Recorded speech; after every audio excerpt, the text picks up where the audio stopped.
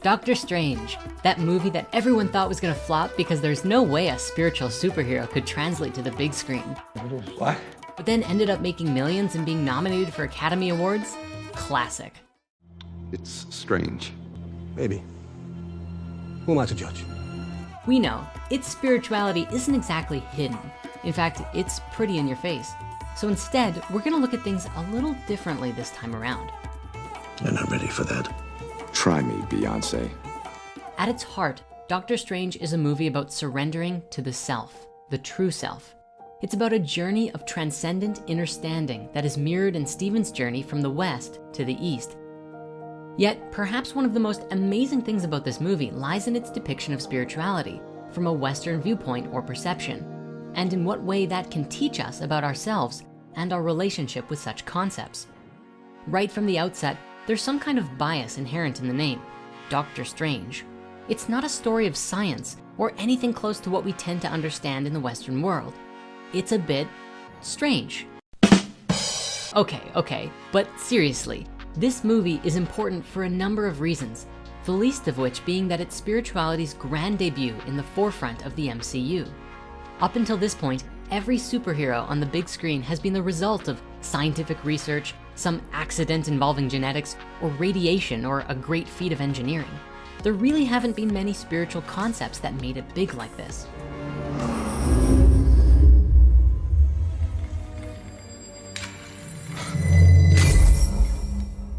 What's even more special about Doctor Strange though is that it flips the concept of a superhero on its head. There's nothing inherently special about Stephen. Sure, he has a genius IQ and is a good doctor, but otherwise he's just a normal guy. Kind of a jerk actually, but definitely no special abilities or genetics to speak of. That is, until he undergoes a training montage that even Sylvester Stallone would be envious of. We're gonna need a montage. Ooh, it takes a montage. The point being, Strange's powers don't come by accident. They come from study and practice, years of it. Here we find this idea that literally anyone could go to Kamar-Taj and learn from the Ancient One to understand their inner self, regardless of background or ability. Unlike the Western egocentric view that only special individuals can have powers, here spirituality is akin to knowledge that anyone can gain and understand. A universal concept, one that isn't limited to special people, but is part of a universal truth and relationship to the soul of the individual. From the very opening scene, we're shown one of the most important aspects of Western life, an emphasis on the physical senses, most notably touch in the form of his hand washing. This sets the stage for a transition to occur, one from a focus on the outward physical world to the inward energetic one. On the surface, you might just think that the scene is foreshadowing his accident, but it actually goes a lot deeper. See, in today's world, our hands are, for many, the first point of contact with our physical surroundings. And while we can see or hear things happening to us, it's that sense of touch that really anchors us and allows us to interact with the material world. But Stephen's true power isn't in his hands, his physical body, but in his mind and how he uses it. By losing the main way of interacting with his physical life, he is set on a path of discovery that ultimately leads to an understanding that the outward world is simply a reflection of our inner one, and that the physical senses are useless unless interpreted inwardly. Ironically, once he encounters a problem that he can't physically solve, his attempt to heal actually ends up healing his inner self, which eventually begins to correct his physical self. So I guess first he cleans his hands, then he cleans his soul. After exhausting every possible scientific cure, he turns to a kind of faith that one man's miracle might set the stage for his own. And he travels to the Kamar-Taj monastery in Nepal. Forget everything you think you know. All right. Once there, he tries to bring his scientific understanding into the new world by talking of cellular regeneration and surgery, but is stopped in his tracks with pictures of the chakras and acupuncture diagrams. Both traditional methods of healing in their own right in the Eastern world, ones that treat the body as a whole rather than something made up of individual parts. Almost instantly, that sense of wonder and belief that was present before shifts into ridicule and denial, thinking he's accidentally walked into some kind of guru gift shop. Kamar-Taj, after all, is set a short walk away from one of Kathmandu's busiest commercial and tourist neighborhoods, full of people wanting to read your future. Sound familiar? His reaction is typical of a Western scientific perception of the East. There's no such thing as spirit. We are made of matter and nothing more. You're just another tiny, momentary speck within an indifferent universe. This is the first thought that they have when exposed to anything remotely spiritual, that someone is trying to sell you something, or that the beliefs are just that, beliefs.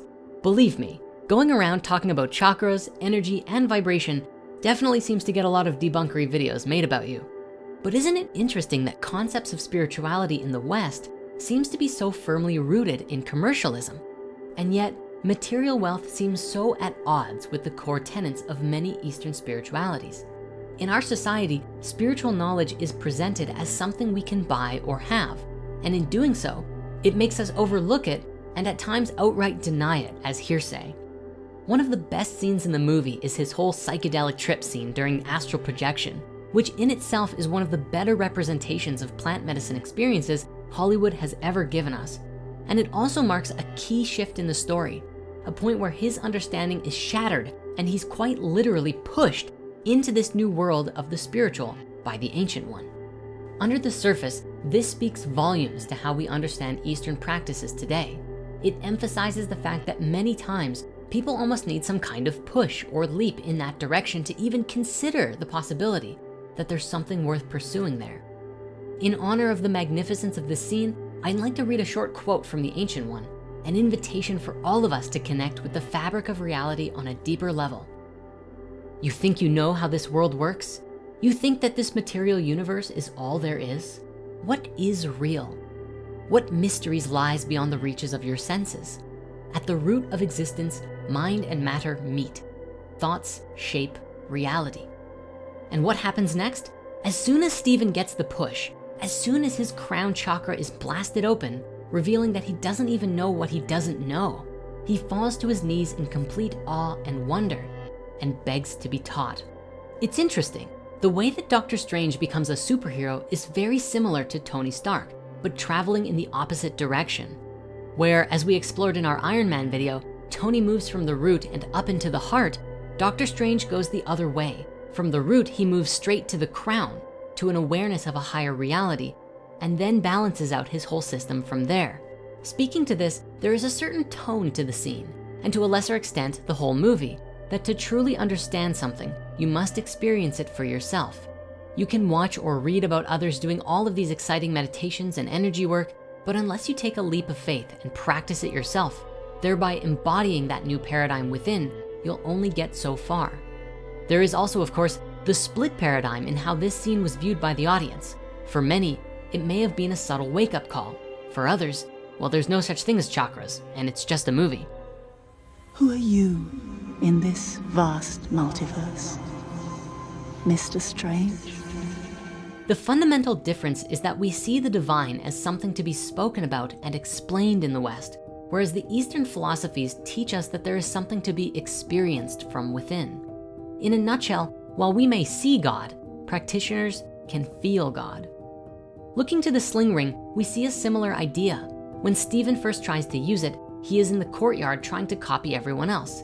He has the same stance, the same motion, the same breathing, yet he keeps failing.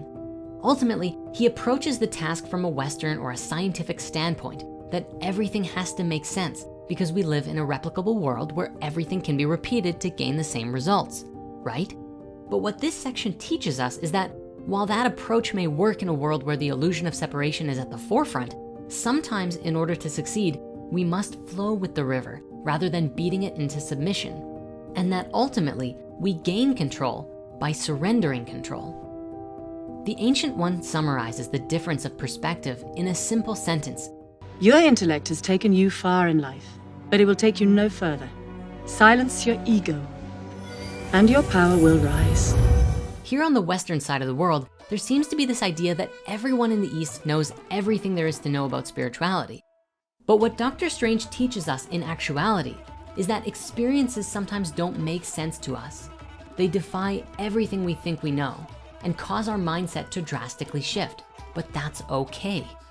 because sometimes you don't need to understand something to feel into its change. The latter half of the film is devoted to Stephen embodying his new self from a position of compassion and a new understanding of his place in the universe, or multiverse, whatever. Interestingly, after his battle with Caecilius in the Sanctum, he takes a bad stab and portals into the hospital where Dr. Palmer is working, and ultimately needs to be revived with the defibrillator. Doesn't this kind of seem like death of the old self? In this moment, after defeating his demons, symbolized by Dormammu's minions, he reawakens as an embodiment of his higher self, the Sorcerer Supreme, and not only treats others with a greater respect, but immediately following his return to the New York Sanctum, is crowned Master Strange. In fact, his journey of rebirth itself, going from his old Western mindset to a new Eastern one, mirrors Egyptian cosmology of how the sun god Ra would die in the West every day, only to be reborn brighter in the East the next. Even in his boss fight with Dormammu, which isn't really a conventional boss fight since there is no actual fighting, this theme of rebirth is still there. Stephen doesn't approach the demon with the intention to fight it, but rather from a position of surrender and compassion for everyone back on Earth, which might have also saved on the CGI budget. Well, maybe not. The dark dimension is pretty intense. Like Jesus, he sacrifices himself over and over to help others. Looking at this deeper though, the time loop is undoubtedly speaking to the reincarnation process, as we too are arguably stuck in a cycle or a loop that brings us back over and over again until we've learned the lessons that our soul wishes us to. One could even argue that Stephen attains a level of enlightenment in this journey and understands that both time and death are merely stepping stones on our soul's journey. Lastly, the concept of appearance speaks volumes to how we perceive the spiritual in a Western lens. Epitomized in the scene where Stephen first meets the Ancient One, he mistakes her for Master Hamir. Thank you, Ancient One, for seeing me. You're very welcome. As he looks much more like what you'd expect with the name the Ancient One. Granted, the original version of the Ancient One looked like an old Asian man in the comics and was changed for the film adaptation to avoid unsettling politics with China. Yet, even with this new adaptation, we get to have our superstitions to be challenged. Instead of an elderly, sage-looking figure, the Ancient One as a young, joyful character flips this on its head. Even the Wi-Fi. What's this, my mantra? The Wi-Fi password. We're not savages. While only mentioned in passing, goes to show that spirituality isn't some relic of a forgotten age, but it has its place in the modern world. And much like the sanctums that defend the earth from mystical threats, it is hiding in plain sight. You only need to look to find it. In a nutshell, Dr. Strange highlights how we perceive spirituality as a commercial product, practiced by people wanting to make quick money, acting in opposition to science, and in this paradigm, it's something that belongs in primitive gift shops as a trinket or superstition. But the real magic, however, is just under the surface.